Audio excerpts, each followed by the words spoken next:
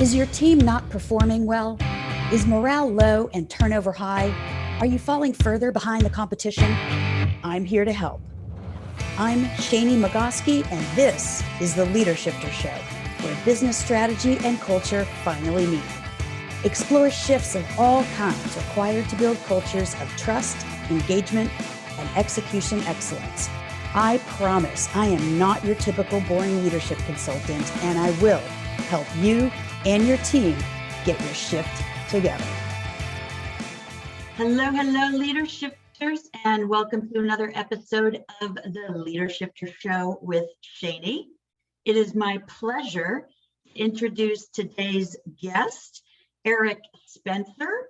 Eric is joining us today from just south of my old stomping grounds, Boulder, Colorado. Yay. And you will find him to be a very multifaceted and interesting person. So I'm excited for you to hear what he has to say. Eric is the Chief Operating Officer of a niche boutique consultancy called SkyeTeam. And we'll talk about not only what they do and who they serve, but the lens through which they work with clients, which is a lens of the quality of relationships is what dictates our happiness at work. So again, bang, couldn't agree more with that. Eric is also the host of the Corporate Bartender podcast, and we'll have him explain how that name materialized. And he's also an author of an upcoming book that will discuss, among other things. And lastly, and not leastly, he's an avid musician. So a bit of a Renaissance man. Eric, welcome to the show. Oh, thanks, Shani. I'm so excited to be here. It's going to be a good time. Excellent. So actually, to kick off right off the bat, I can't resist asking you to share a little music, because who doesn't want to start a podcast who wouldn't want to start a podcast without a little musical entertainment? Right? It's a leadership podcast and so much more today. That's what you're getting. Absolutely. I'm going to play a little snippet of a song that my daughter wrote, and she and I recorded together. It was one of our blessings of the pandemic. We started doing music together, and this is a song that she wrote. It's called Homemade. Homemade. They might not listen, but they might hear the love inside us singing loud and clear, and it won't ever disappear.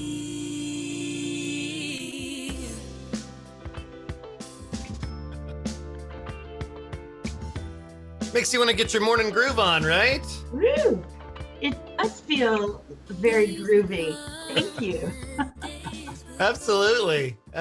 Thanks for letting me share. I love that she's only 17 years old and she's got such a beautiful voice. That's her thing. That's how she identifies.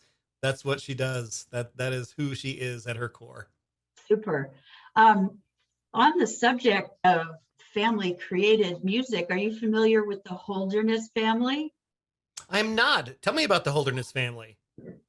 So they have become a YouTube sensation. They're a family that lives in North Carolina. You know who they are now. Yes, the light bulb just went off. Yes. Yeah, their videos are great. They gained more national exposure early on in COVID when they wrote and recorded the Zoom song. Yes, making that's right. Fun of all the Zoomisms that we came to know and not love so much.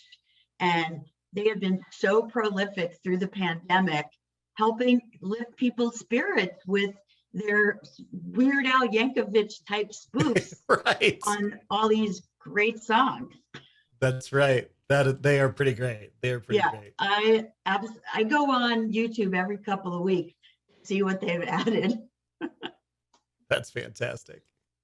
All right, so let's get into the business and leadership aspects of the podcast. So first of all, tell us a little bit about SkyeTeam and how you joined up with them. Sure. SkyeTeam has been around since 2007. It was started by my business partner, Morag Barrett. And she's always been focused on this relationship angle.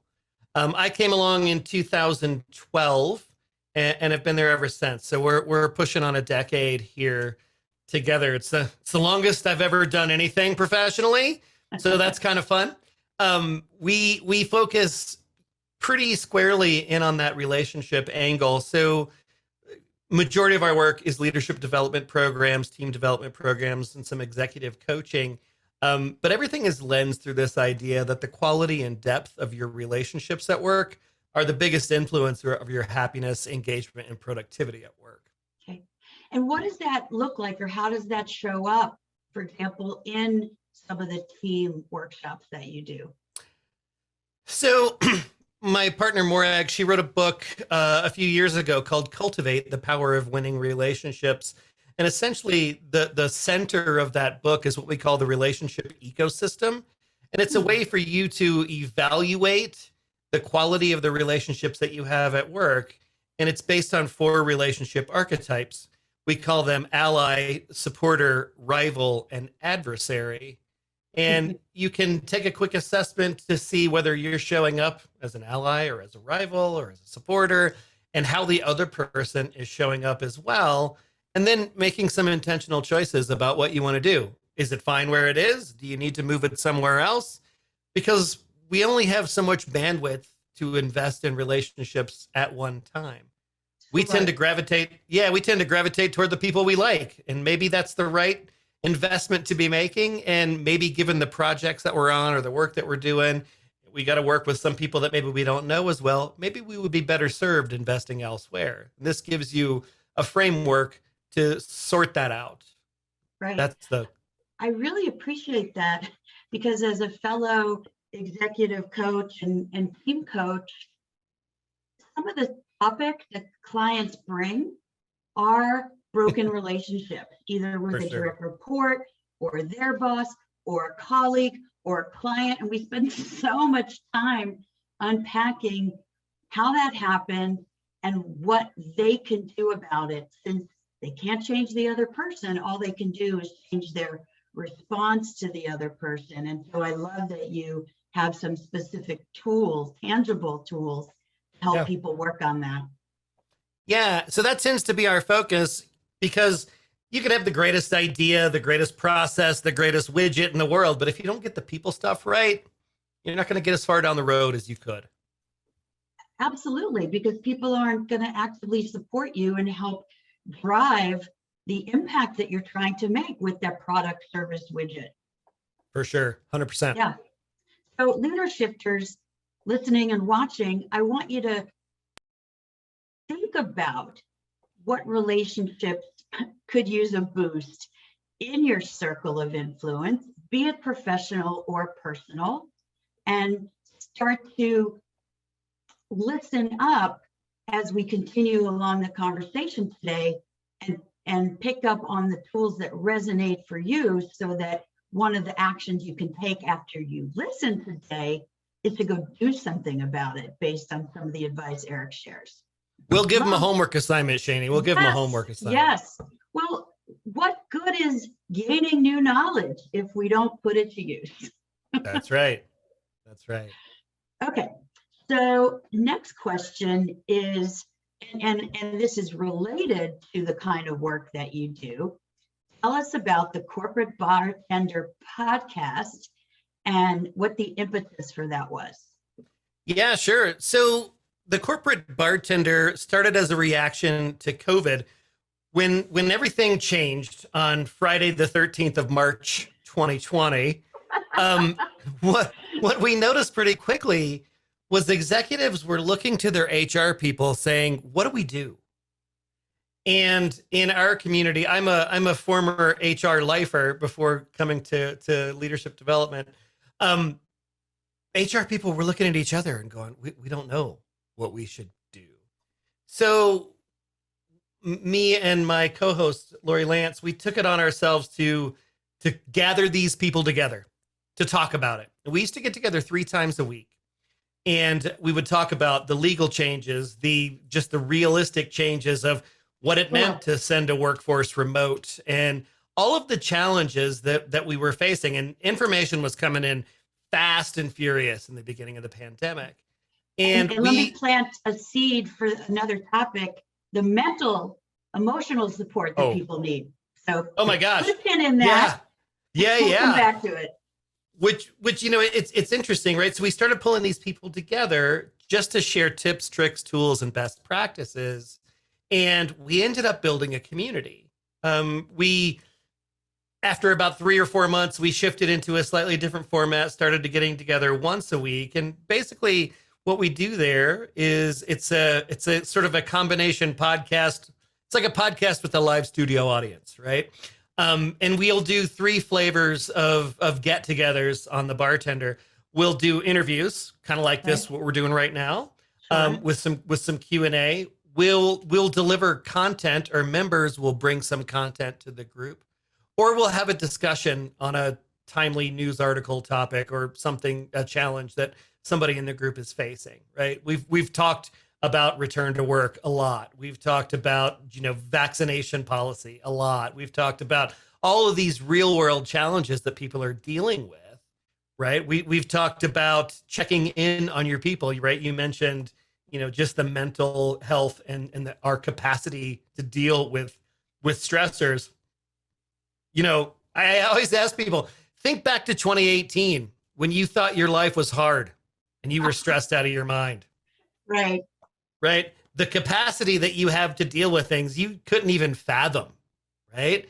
We just had the fires here in Colorado, and, we're coming up on a new winter surge of COVID.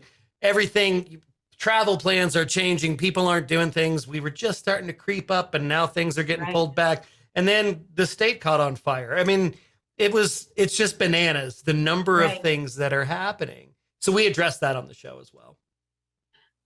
So if I can ask you, maybe share a couple of the best practices that really resonated with the group or with your live studio audience that you could share with us right now, because I'm sure that would help other folks as well. Yeah, I think the one of the golden threads that runs through just about every conversation that we have, it's about treating your employees like human beings, and checking in on them on not just what they're doing, but how they're doing, right? Trying to find ways to recreate the ad hoc conversations that you would have when you bumped into people at the coffee or you were walking to a meeting together, right? That's really hard, right? You have to do that intentionally. And when you first start to do those things, it's awkward and it's weird, but it's only awkward and weird for a little while.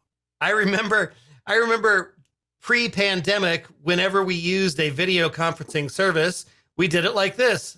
And for the listeners, I turned my camera off. It was essentially a conference call that was on the internet. Exactly. Now we've spent so much time doing this, it's fine. It's okay. Right. Same goes for those. The new normal, for sure. Yeah. Same goes for these ad hoc conversations that you're attempting to force in a little bit more structured way than you would have happened to have, if you just bumped into somebody and said, "Hey, Shani, let's go to lunch," right? Big deal to make sure folks are okay. And what I'd like to add to that, which is more of imploring people to not just make this a COVID era habit, right? We should be doing this until the end of time when we're dealing with people. Don't just ask what they're doing, ask how they're doing. Because while it may not be kids being homeschooled and the pressure that puts on you at home, it could be something else in someone's personal life that they might have been reluctant to bring up, but since you asked, then they'll be more comfortable bringing those things, because we can't help but let those things impact us even in a work scenario. And For to the sure. extent our bosses and our coworkers and our clients can appreciate it, they can give us the grace we need so that we're not also battling guilt and negative self-talk at the same time as we're battling whatever the situation is. That's the right answer, Shani. Is that the number one answer on Family Feud? That's the number one get? answer. So I love that you said the word grace. We have a client, and this started right after the pandemic. Their CEO came out to the management team and ultimately to all employees with the idea that we needed to grant each other the space and grace to be where we were, right? Because we're gonna have some good days, we're gonna have some bad days, and that's okay. Yeah, that's okay. Absolutely.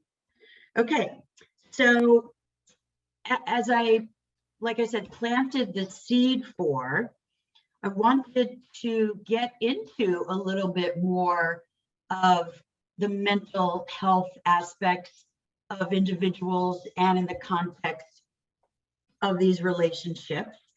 And specifically, my interest was very piqued by an article you just published on LinkedIn recently called "I'm Not Okay, and That's Okay." So give us the backstory on that if you feel comfortable, and what the call to action is in that article. Yeah, so I mean, I'm a depression and anxiety kid. I was diagnosed in my 20s and have been dealing with that probably my whole life. And as we all know, right, there's a stigma associated with anything to do with mental health, especially in this country. Yep. So unfortunate. It is. And I always say, if you break your arm, everybody wants to sign your cast, but if they think your brain is broken, they don't want to talk to you. Yep. And that's changing. And that's changing because it's becoming more acceptable. And I think, again, this is another COVID blessing. It's become a little bit more acceptable to talk about how we're feeling, whether that's, a cyclical emotional thing or a chemical thing. It's become a little bit more acceptable to be a little bit more vulnerable in your day-to-day work lives, right? Because we are human beings and we all bring our whole selves to wherever we are, and that includes work. And the line between work and not work has been so blurry over the last 2 years. We've seen dogs and cats on desks and kids flipping in and out of frames and semi-clothed spouses walking behind video. So we've seen into people's lives in a different way. The facade that we used to build up and try to stoically carry through work, it's been much harder, right? Just because of the visibility. And that's okay, right? I think getting to the point where we can be a little bit more vulnerable as leaders, admitting that, we have bad days too. That's okay, right? Makes it a little bit more acceptable for folks down in the organization to model that behavior, to display that behavior. If we're walking the talk, it becomes a little bit more acceptable. And this is one of the things that I encourage of the leaders that we work with is, much like Brene Brown's work around shame and vulnerability, we get socialized to believe that being vulnerable means we're weak. And, her work shows, and our research indicates that that's where the magic happens. When you let your wall down and I let mine down and we get to be our authentic selves, we're going to get to the good stuff much quicker than if we keep those walls up. And breaking that down around, breaking down that stigma around mental health, somebody's got to go first and say it. And so I often speak on the topic, and I will talk to anybody. Anybody can call me anytime and we'll talk about it. I'll share my experiences and the challenges that I've faced and, help you out in any way that I can, even if that's just to be a listening ear. Yep. I love Brene Brown also. I often joke that she's my spirit animal. Yeah. Amen. She's so great. And then I wanted to just circle back to the cats, dogs, and the in the half-dressed spouses. Before COVID, you'd be taken to the woodshed if you did that on a video call. Now it's just like, oh, your cat's so cute, and oh, Zoom bombs happen to everybody. Right. And I think that's great because it breaks down the humanity a little bit easier, right? The things that we would have protected, this space on this little square, this video square, we tried to make that look as office-y as we could, right? Yep. And now we don't. We have fun with it. The whole green screen background thing. People get into competitions with that, and that's great, right? It's great. It equates some of those idiosyncratic conversations that we would have had at work, but in a different way that's a little bit deeper and lets us into who we are. Back in the old days, they used to say business is business and personal is personal. So leave your personal life at home. Well, we can't do that. We never could do that. Right. People could pretend. And now at least we don't have to pretend. It's pervasive. It's expected. Exactly. And speaking of those virtual backgrounds, I also love these filters. Like I'm just putting one up right now. Let's see. I love this one. The party hat. Little dog. Yep. Right. I mean, these things are so much fun. Right. They're goofy, but they level the playing field, right? And it takes courage and vulnerability to do that, and when I was talking about the relationship ecosystem, the concept of being an ally, that's one of the key things, right? We have to be courageous. We have to be vulnerable. Yep. Thank you, Snapchat, for helping Zoom integrate those fun little graphics. It's little things like that and these conversations that we're having and the vulnerability that we feel somewhat more comfortable displaying that build that psychological safety on teams. And who knew that it would take a pandemic and doing more business over Zoom to create more psychological safety? Right? In a time that is inherently not psychologically safe, right? Exactly. Sometimes the universe just surprises us with how advances in humanity happen. Absolutely. And we've seen a lot of interesting things happen in the last couple of years in the world of work and in leadership that we couldn't have predicted, that we would not have done. I read an article, I can't remember who it was, maybe Adam Grant, who was talking about the changes that we've seen in the last 2 years are the equivalent to the changes that we would have seen over a 10-year time period.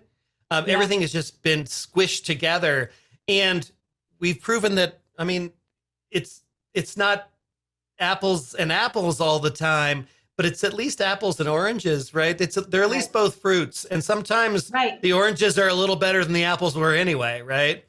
All right. So readdressing LeaderShifters, what can you do via Zoom or Teams or whatever platform you use to make things more fun if you haven't already, and help utilize the platforms in service of developing more psychological safety on your team? So if you've held back a little bit, time to go all in on these things.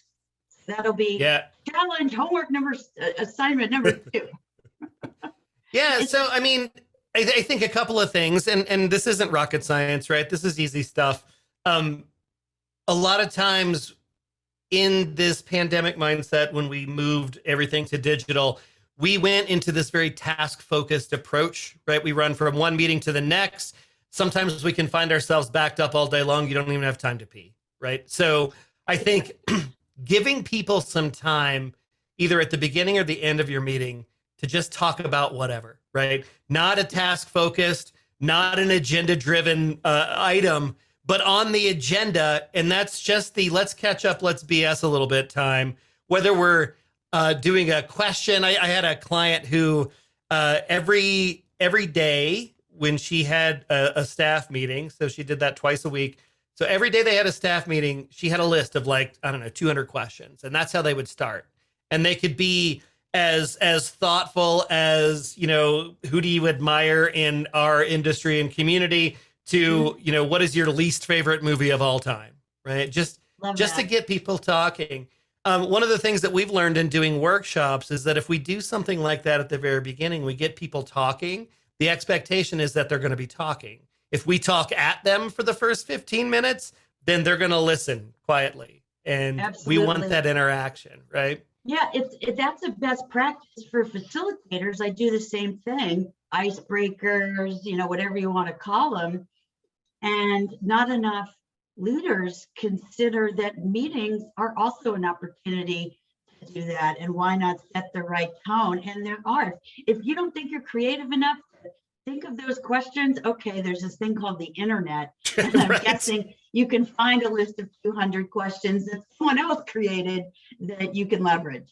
But Shani, I think there's some stigma associated with that too. In some industries and with some leaders, especially in differing generations, we don't have time for that soft, fluffy stuff. We got real work to do.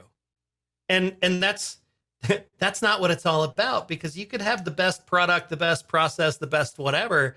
But if you don't get the people stuff right, you're not going to get as far down the road as you should. I would argue that soft, fluffy stuff is actually the hardest stuff to do. And the more effectively you do it, the better that real work, that real business stuff is going to be. 100%. And dovetailing on that, let's move into a related topic, which is you and your colleagues advocating for a BFF at work. And yes, so the title of your new book, I can't resist giving you a plug for this, is called You, Me, We, which will be available October 18th, 2022. At fine booksellers everywhere. Exactly. Okay, commercial over. Tell us what the substance of the book is. Yeah. So You, Me, We, working subtitle is Why We Need Best Friends at Work and How to Be One. And it is the sequel to Cultivate, the Power of Winning Relationships.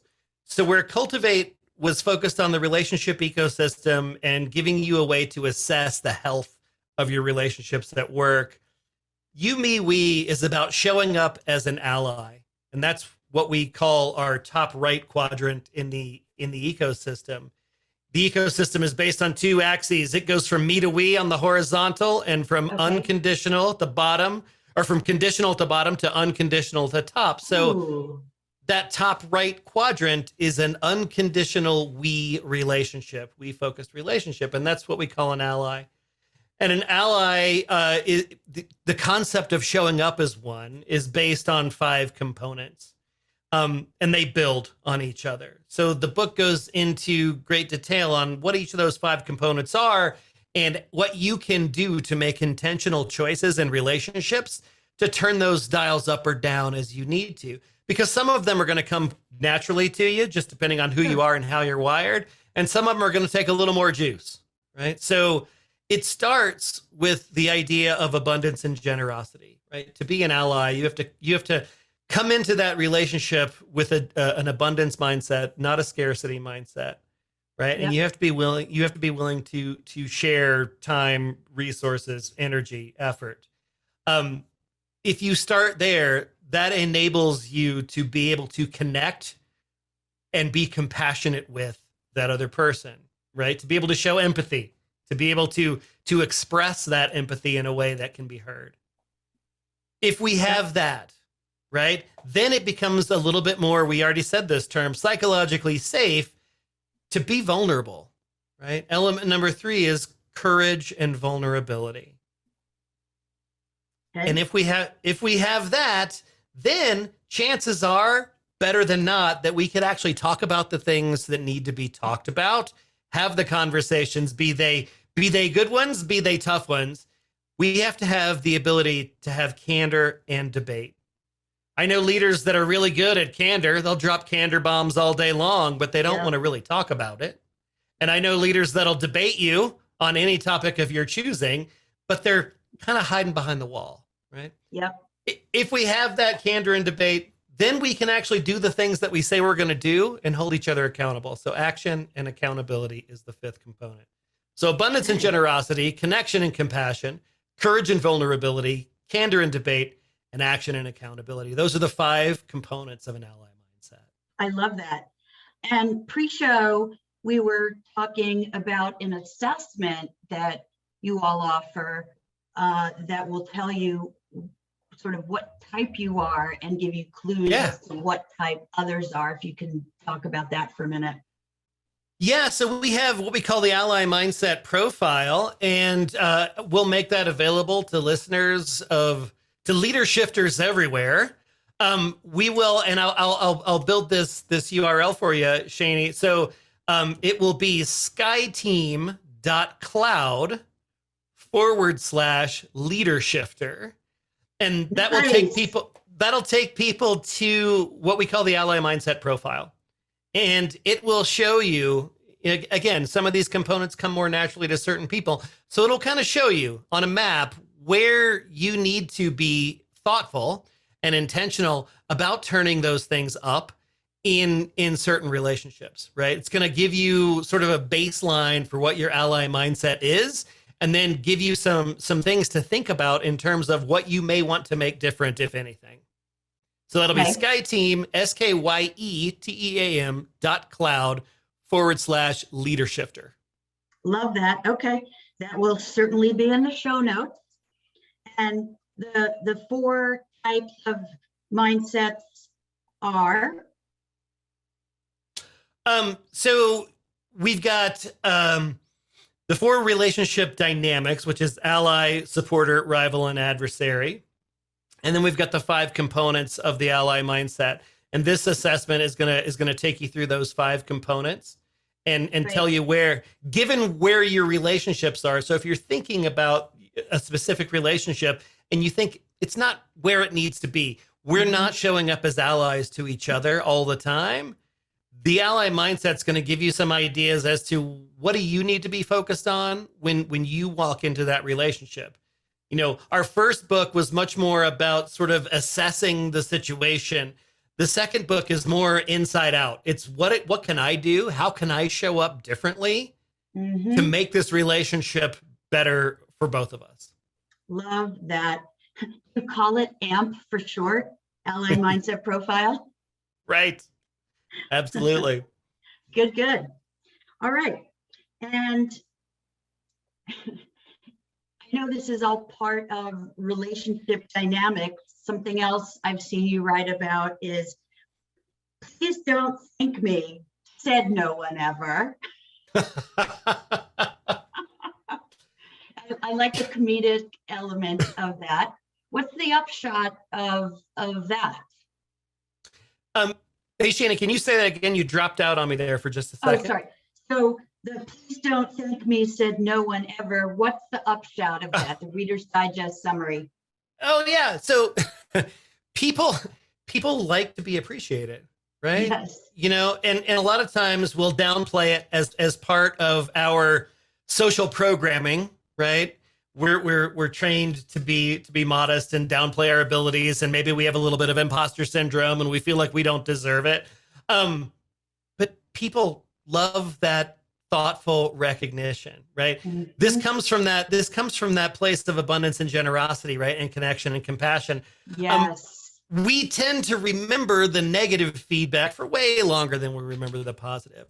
Absolutely. The human negativity bias. Absolutely. I have a client who's been in several of our programs, and at the culmination of each program, he hand writes a card and puts it in the mail to me, and I have to go. It's like, it still blows my mind, right? Somebody writes a thing with a pen on a piece of paper and mails it to me, and I look at it and I think, man, that's really great. But if I get a piece of negative feedback on that same day, I will spend way more time thinking about the constructive feedback, right? Go out of your way to thank those folks, to show that appreciation, because it matters, right? If you think about it, I'm going to spend, let's just call it a 2-to-1, just to make the math easy here, time spent thinking about the negatives to the positives. And if I'm not getting the positives, I don't need to say thanks or write that note or send that little email, well, then I'm going to spend even more of my time in that negative space.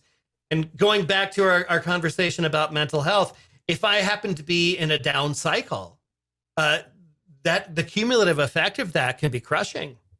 Right. And you never know how just thanking someone sincerely can help bring them up even slightly. And it's so important. And thanking someone doesn't take a lot of time or effort. And the one thing you hear a lot is, oh, this person knows how much I appreciate them. Well, no, they don't unless you thank them.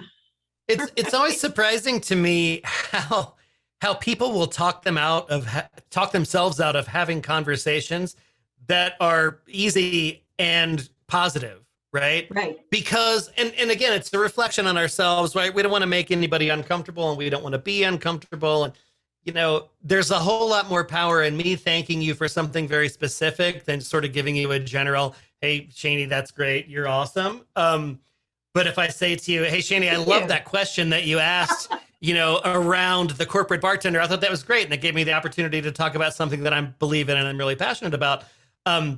That's a whole lot more meaningful connection. And that'll sit with you for a little while. Right. And I think all too often we don't get those things.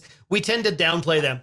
It's like when things go well, right, in corporate America, we tend to tick the box off the to-do list and move on to the next thing because there's always a next thing. Of course.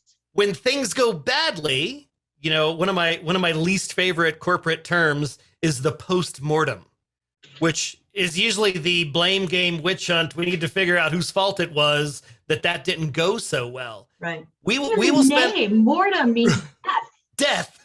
Right. Right. We will spend collectively a lot of time trying to figure out what went wrong, but we don't spend nearly enough time. And I say this categorically, celebrating the wins that we do experience. Yep. Yeah. So right here, right now, let's say replace post-mortem with feedback session, right? What went well? What do we want to celebrate? What might we do differently next time? No blame, just constructive celebration and learning. I love it. I work with a lot of technology companies and I come from software. And one of the things I loved about agile software development was at the end of each block of work, a sprint in agile terms, is what they call a retrospective. Whether it went amazing or whether it was horrible, we have a retro and we talk about those things. Right, because that's really the purpose of it. I don't know what sicko invented the name postmortem.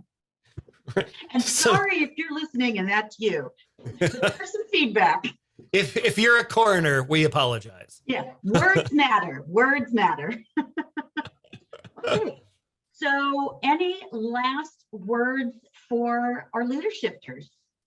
Yeah, I'm going to give the LeaderShifters one more takeaway. If you don't remember anything about the conversation that Shani and I had today, remember this, right? Relationships, they're the heart and soul of who we are and what we want to be.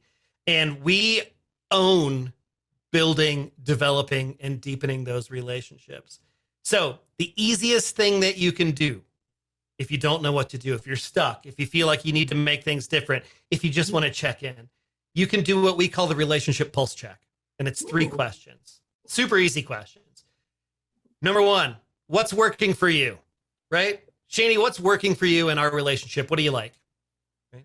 I love how easy it is to talk to you, and I love your humor and your experience that you have vulnerably shared. Awesome.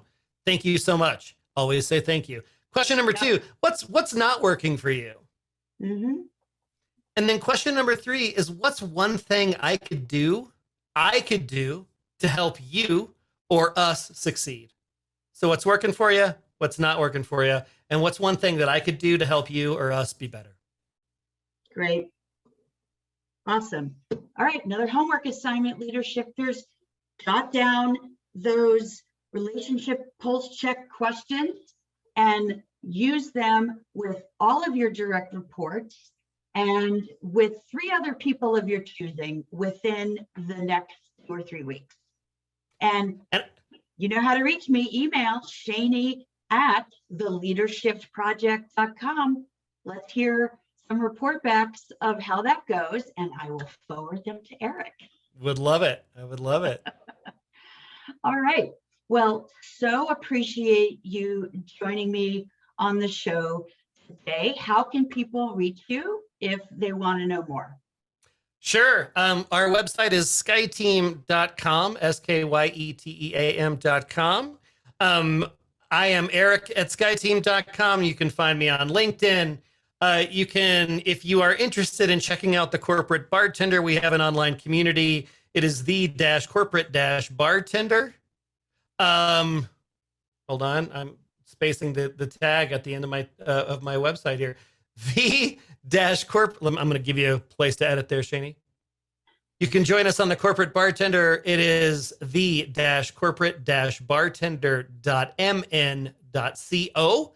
It's powered by the Mighty Network. So come over there and join us in the community. And if you're interested, join us on a Wednesday afternoon at 4:00 Mountain. Awesome. I will also link to that in the show notes. Don't you worry. All right, LeaderShifters, and thank you for joining Eric and myself today. I hope you got as much out of this as I did. I mean, I can't even begin to recap all the awesome tools here and recommend You, Me, We when it comes out in October. Remember those 5 keys: abundance and generosity, connection, compassion, and empathy,